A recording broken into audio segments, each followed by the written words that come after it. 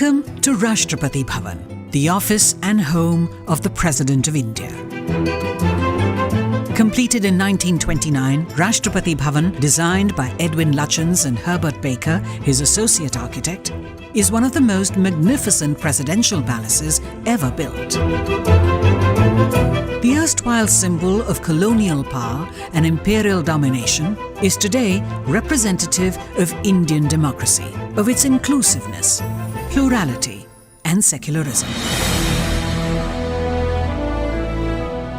This is not just the residence of the constitutional head of the world's largest democracy, but also in terms of area, the largest residence of a head of state anywhere in the world.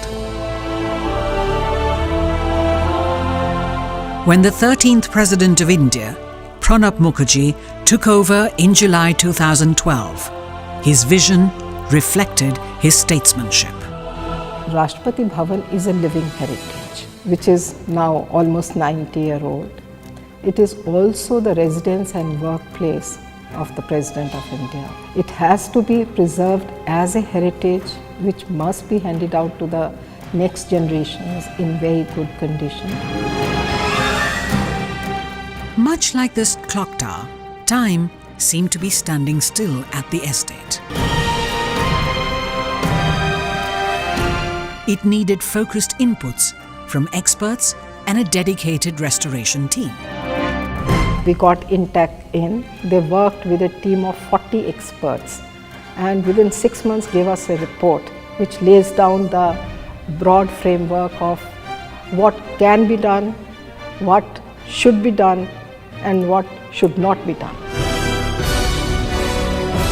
The mandate was to bring about a complete shift in approach towards the restoration, running and upkeep of this heritage structure. Our brief was very clear. We had to make every part of Rashtrapati Bhavan functional, accessible, ready to be utilized. We had to maintain the heritage character of the building. We had to avoid purchases and make use of what we had in our Bhavan itself. The office of the President is called the Study. This is the formal meeting place for the President where he receives his guests and visitors. When we began the restoration work here, one of the big challenges was that we had very little to fall back on. Murals by eminent artist Sukumar Bose inspired the look and colour scheme of the study. There was hardly any records available. Some photographs were there, but since they were not catalogued properly, it was difficult to decipher them.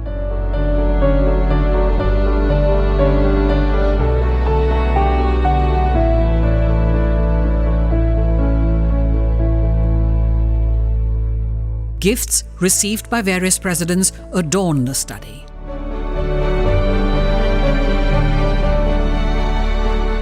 The study opens into the morning room.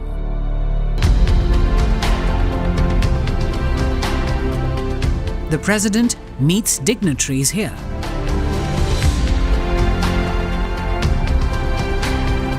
We started with the carpets. We decided that the carpets would tell us the color schemes or the carpets would tell us how to work upwards.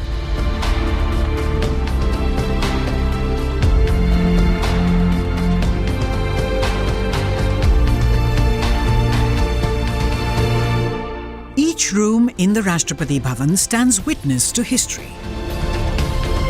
To restore these to their former glory, the restoration team had to rearrange available resources in view of the heritage nature of the rooms. We found furniture, carpet, art from the Lutyens and the subsequent eras. We restored them. We placed them according to the functional requirements and created a new ambience everywhere.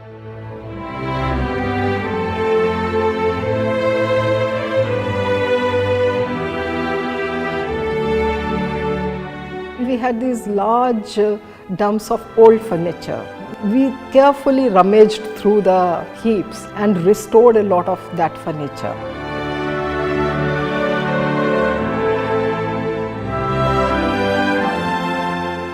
a lot of the furniture was, the sets were, just scattered randomly all over not only the Rashtrapati Bhavan, but all over the President's estate.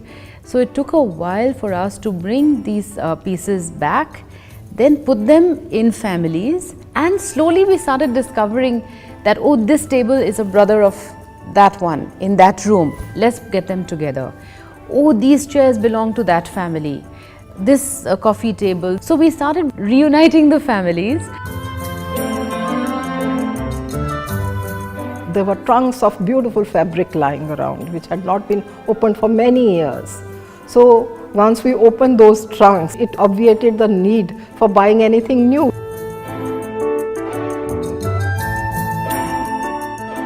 Each room had to be decorated, given a character, and then the setting frozen.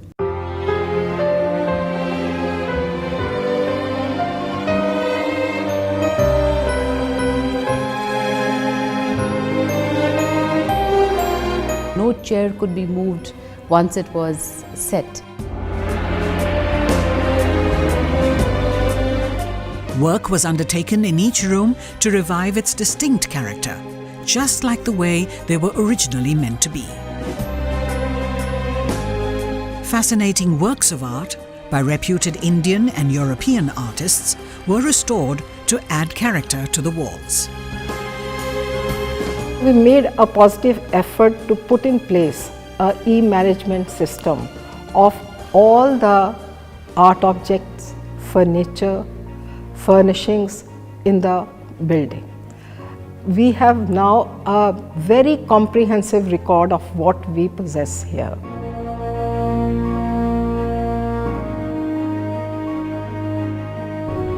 Darbar Hall is where the first government of independent India was sworn in.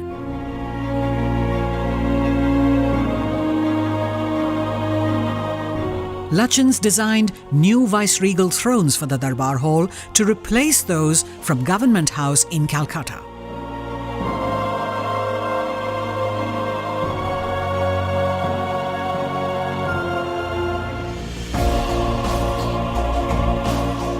With new flags, paintings and a warm look, Darbar Hall has regained its past grandeur and is now used for hosting civil and defence investiture ceremonies and for conferment of other national and international awards.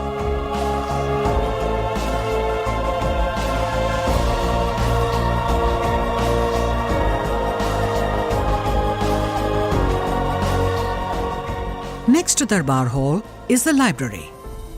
It is also described as the daughter of Darbar Hall.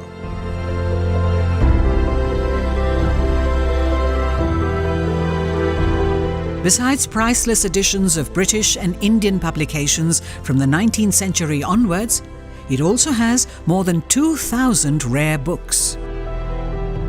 They are now being digitized and preserved for posterity. Over 30,000 books have been e-catalogued. Of these, 12,000 have been scanned, of which another 5,000 have been uploaded in the e-Pustakalaya. We have more than 31 lakh photographs. We are digitizing those. It's a long haul, but we have already done about 5 lakh.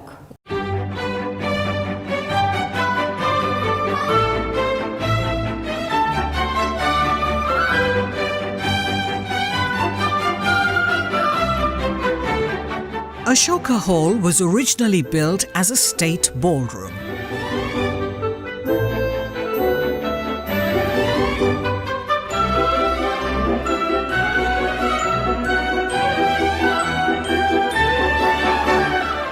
It is now the venue for accepting credentials of foreign envoys and for hosting state ceremonies and formal functions.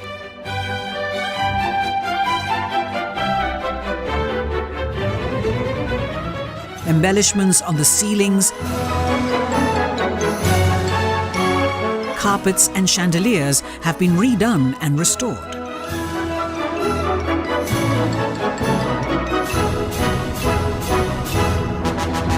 Everything has been photographed, catalogued, and properly documented.